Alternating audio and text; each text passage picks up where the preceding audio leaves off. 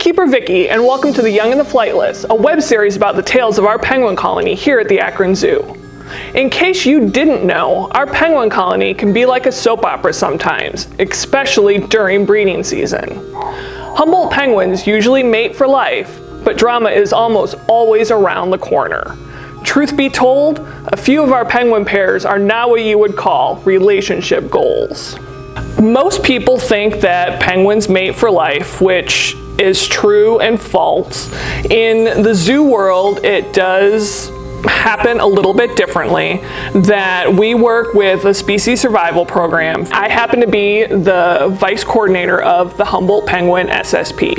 Every year there's a small group of us that get together and we know the genetic lineage of about 350 to 400 penguins that are in 20 different AZA institutions. We can determine which pairs we want to breed and which ones we don't. So knowing the genetic lineage of all of these penguins allows us to make sure that the genetic variability stays strong over generations for these penguins in the zoo setting. So when we get new birds in sometimes, you can only do so much to pair them up because the heart wants what the heart wants. Well, one example was we had gotten in a group of birds from SeaWorld San Diego.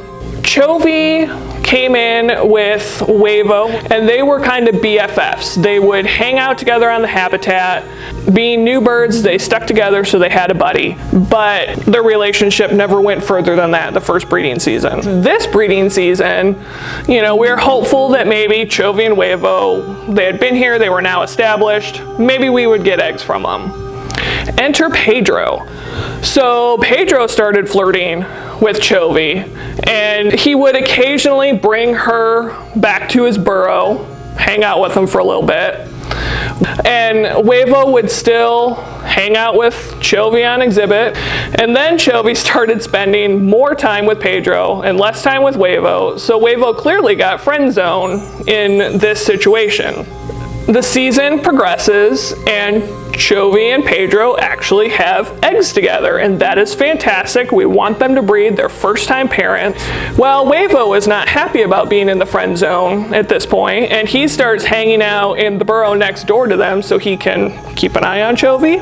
But we did have a couple of instances where he would try to break them up and cause some problems, so he was moved to one of our indoor bedroom spaces just to make sure nothing happened with the chick. Fast forward again to the end of breeding season.